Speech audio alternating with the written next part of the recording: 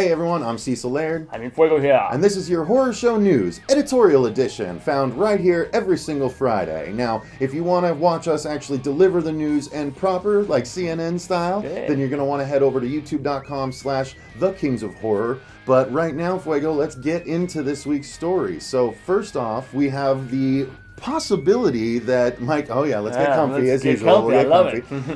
So the possibility that Mike Dougherty is going to be actually directing Godzilla 2 in addition to writing it with his partner Zach Shields. Yeah, now I didn't really love Krampus, but I mean, it shows that he's got a real, just careful, creative touch. And I mean, we knew that already in the writing department with Trick or Treat. So even though I have yet to see the Gareth Edwards, for shame, I actually hear you don't even really see the monster very much in that movie. Like I said, it's a monster peekaboo game. Yeah, but hey, with talent like his behind it, I'm even more excited for that second Godzilla American film. Not to be confused with the Shin Godzilla, whatever, that just came out too. That apparently relaunched sort of it was a reboot from Japan as well, like a redoing of the original once again, because Godzilla died in the last continuity, I guess. So interesting. Yeah, I'm interested to see this one, and I love the fact that Mike Dougherty might be the actual director. Even if he is just writing it along with Zach, it's going to be good. But good hands. I mean, Krampus was a creature movie, so this is just a much grander scale creature movie. Yeah. And he did have something to do with one of the X-Men movies and Superman Returns as far as some of the behind the scenes that I'm not sure exactly where, but in our research for the story, they did say that he had something to do with those that lends to the idea that he can handle big budget effects as well. Nice. Well, so, bring it on, man. I'm stoked for it. Exactly. So what's your first story, sir? I'm stoked for Joss Whedon to return to horror. Now, there's not really a lot of details about it, and I must admit, it's World War II. We need more Nazis, for God's sake. They're already going to be in the next damn Transformers movie. And really?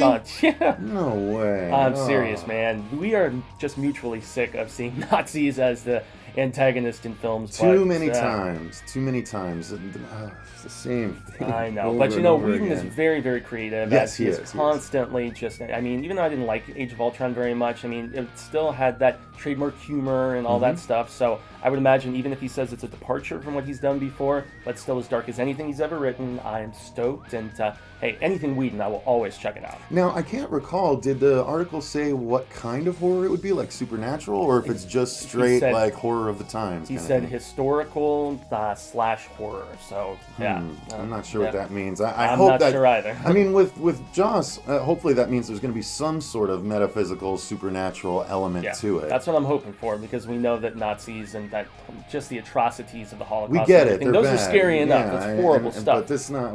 Anyway, do something different, Joss. I totally have faith in him. Absolutely. Yeah. So for my next story, we need to bring it down a little bit because it has to do with a terrible accident that occurred. I'll put my head down because it's horrible. Yeah, exactly. In Queensland, Australia, at the Gold Coast Dream World theme park, one of those supposed to be having fun. Exactly. It was one of those rides like what they have at, I think, maybe Great Adventure or some water parks around the country, where it's a giant tube with like 8 seats in it, and there's two, so you face each other, and there's a big wheel in the middle, and you can actually turn the raft that way as you're going down the rapids. At Disneyland. Yeah, but they're going down rapids at the same time. I made my grandma barf on those.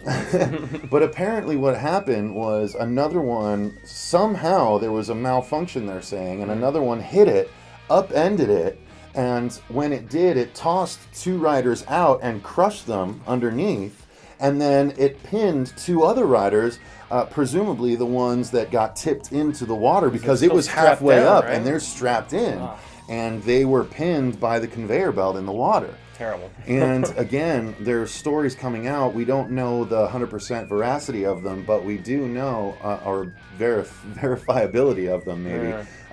But there's supposedly talk that one of the survivors was a little girl that was maybe in one of the side seats that didn't get thrown in the water, but her mom was supposedly one of the ones that got killed, and essentially that would be right in front of her, which is just awful. Exactly. Awful. So real life horror, you guys, and part of the reason why I wanted to cover it is Marsha Parker and I actually just got back from covering Halloween Horror Nights, and we did the Jurassic Park, which is a boat ride excursion or whatever it was called, and I was genuinely concerned about the thing going up, about it maybe, tipping backwards because there was an unnecessary, unexpected thump in the middle of it. but Scary it just stuff, was man. scary as hell. So I don't know, Fuego. What about something like that, man? I don't even have words. I'm imagining big lawsuits are coming. That's for sure, I and imagine so. rightfully so. But yeah, it just kind of, as you said during the actual news segment, it makes you just that much more careful and cautious, and hug your loved ones and just realize that we're not all going to be around forever, unfortunately, and use your time carefully, and life is a blessing. So. And always have a backup plan when you're on a ride like that. Yes, exactly. Ask if is there like another handle or is switch there a that catch I can or a quick escape release? from? Exactly. Yeah, something. I'll bet you they'll have to start putting those in relatively soon, if not be an immediately informed, afterwards. Ride person, or Exactly. whatever you want to say. So, forewarned is forearmed, guys. Truly. Now, another somber note that we had to mention was the fact that Steve Dillon, who co-created and illustrated my favorite comic of all time, which is Preacher, and while I had mixed feelings about the AMC adaptation, I mean, he laid the groundwork for something that is kind of becoming culturally relevant once again. So,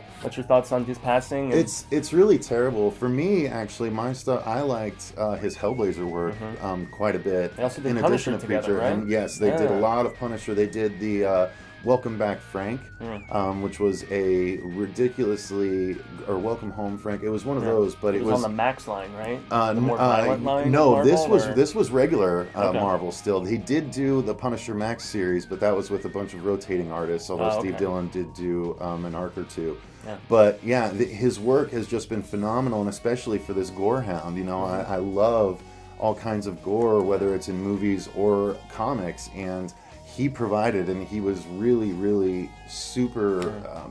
His pages were beautiful to look at. Truly. And in any book, if I opened it up and I saw the art, you could immediately tell that it was Steve Dillon's art. Yeah, there's people who imitate others, and I think his style has been imitated too, and rightfully so. But totally unique, and a talent lost far too soon, in my opinion. Only 54 years old, so he still had some good years in him, I think. But unfortunately, he has passed on. So rest peacefully, sir. Rest indeed. Yeah. And for my last story, you guys, I reported that the details about Sharknado 5 have finally been leaked, along with something else, which we'll get to towards the end of my story, which is a bit spoilery, so I'll warn you when we get to it. Sharknado was the biggest news of the week, yeah, guys, Sharknado was huge, absolutely. But they did reveal the title, the poster, and the synopsis for the movie, and the title is the best part: Sharknado 5, Earth Zero. We both laughed out loud when we read that title. Exactly, and the synopsis basically says that there's going to be international Sharknados occurring, and Finn and his family have to find a way to stop the NATOs once and for all. Wasn't Urkel in one of them? Oh, I think so. I know Malcolm in the Middle was in one. Tiffany Shepis was in one. Tiffany Shepis was in one. There's been 100 celebrity cameos over the course of these 4 movies already, if not 200. It's ridiculous. So I'm actually excited to see it. I think they're a little bit starting to wear out their welcome. I'm thinking 5, because they say they need to stop the Sharknados once and for all. I'm hoping that means that they're planning on this being the last one, but who knows? If a lot of people watch it, I would imagine they'll keep going back to the well. So I imagine it would need to be the next one would be Sharknado 666, Hell Rises, or something like that. Demon sharks from space. I don't know. Something stupid. So, there you go. If you like Sharknado, you're going to enjoy the next one coming, but that's the poster right there, and get excited, I guess. Yeah, and maybe there was one story a little bit bigger than this one story a little bit bigger, which bit. If you haven't seen the season 7 premiere of The Walking Dead, then turn away now. But of course, the news is that Abraham and Glenn were the ones that were killed. Negan took 2 instead of just 1. And we can thank Lou Temple from The Walking Dead for spoiling that ahead of time during our panel. He even hinted at it. He didn't spoil it. He planted the seed, though, that got us both thinking. We're like, what if they did kill 2 people? And yeah. So we were both right. It was appropriate. It was appropriate. It was good. But, Fuego, what did you think of it? It was brutal. I got much sadder, especially as we were watching The Talking Dead afterwards, and you're like the in memoriam stuff. I mean, I teared up more. So I even miss Abraham more.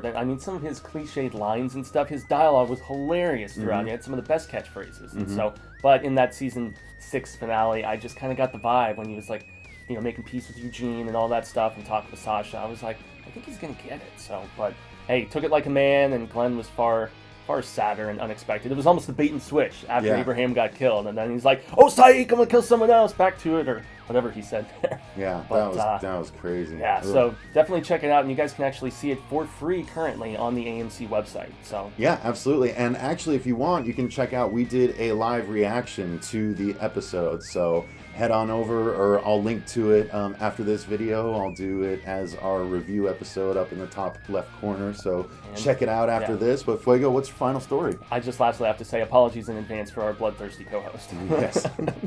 But for our final story, fans have been bloodthirstily awaiting this Stephen King Dark Tower movie. It's finally coming, albeit not in the form they're expecting. It's a sequel of sorts, so kind of interesting that King is allowing somebody to take the previous work and continue it, because the book series, spoilers, kind of goes in a loop.